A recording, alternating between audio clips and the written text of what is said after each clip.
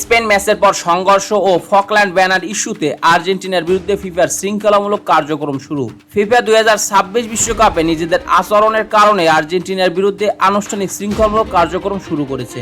19 জুলাই অনুষ্ঠিত বিশ্বকাপ ফাইনালে স্পেনের কাছে 1-0 গোলে হেরে গিয়ে শিরোপা ধরে রাখার স্বপ্ন ভেঙে যায় লা আলবিসেলেস্তেদের। ফাইনাল ম্যাচ শেষ হওয়ার পর স্পেন জাতীয় দলের কয়েকজন খেলোয়াড়ের সঙ্গে আর্জেন্টিনার কিছু খেলোয়াড়ের উত্তপ্ত বাকবিতণ্ডা ও সংঘর্ষের ঘটনা ঘটে।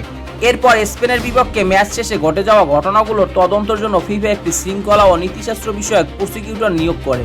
চূড়ান্ত সংঘর্ষের ঘটনায় 3 আর্জেন্টাইন সদস্যের বিরুদ্ধে অভিযোগ।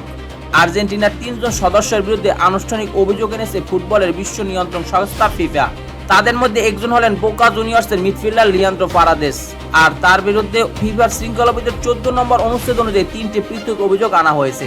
এছাড়া ডিফেন্ডার নেহুয়েল মোলিনা 2টি অভিযোগ এবং আর্জেন্টিনা জাতীয় দলের প্রধান কোচ লিওনেল স্কালোনির সহকারী কোচ রবার্তো আয়ালা একটি অভিযোগ একই ধারায় তদন্তের মুখোমুখি হয়েছেন। এর পাশাপাশি নাহুয়েল মোলিনার বিরুদ্ধে খেলাধুলা সুলভ আচরণের বিরুদ্ধে আরেকটি অভিযোগ আনা হয়েছে। এই ঘটনায় তার সঙ্গে ছিলেন সতীর্থ থিয়াগো আলমাদা এবং স্পেনের মিডফিল্ডার গাভি। ফকল্যান্ড বা মালভিনাস ব্যানার নিয়েও তদন্ত। ফাইনালের পর সংঘটিত ঘটনাগুলোর পাশাপাশি আর্জেন্টিনা ফুটবল অ্যাসোসিয়েশন এএফ এর বিরুদ্ধেও শৃঙ্খলামূলক কার্যক্রম শুরু করেছে ফিফা। ফিফার অভিযোগ অনুযায়ী একটি ক্রীড়া ইভেন্টকে অখেলোয়াড় সুলভ বা ক্রীড়া বিরোধী বার্তা প্রদর্শনের উদ্দেশ্যে ব্যবহার করা হয়েছে।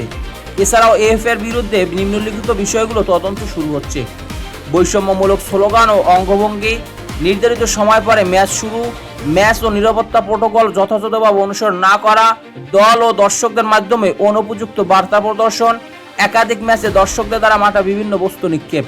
সেমিফাইনালের ব্যানার থেকে বিতর্কের সূত্রপাত। তদন্তের একটি গুরুত্বপূর্ণ অংশ জড়িত রয়েছে ইংল্যান্ডের বিপক্ষে সেমিফাইনালের জয়ের পর আর্জেন্টিনা দলের প্রদর্শিত একটি ব্যানারকে ঘিরে। ব্যানারটিতে স্প্যানিশ ভাষায় লেখা ছিল লস পিপস দে লাস মালভিনাস, যার অর্থ বলা হয়েছে মালভিনাস আর্জেন্টিনার।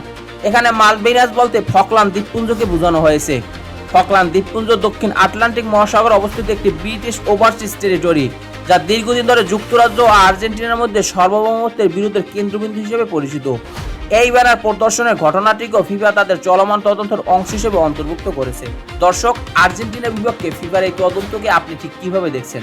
চাইলে আপনার মন্তব্য কমেন্ট বক্সে জানিয়ে দিতে পারেন। খেলাধুলা বিষয়ক সকল আপডেট সবার আগে পেতে একে স্পোর্টস ওয়ার্ল্ডের সাথেই থাকুন। পেজটি ফলো দেবেন, চ্যানেলটি সাবস্ক্রাইব করতে ভুলবেন না। ধন্যবাদ সবাইকে।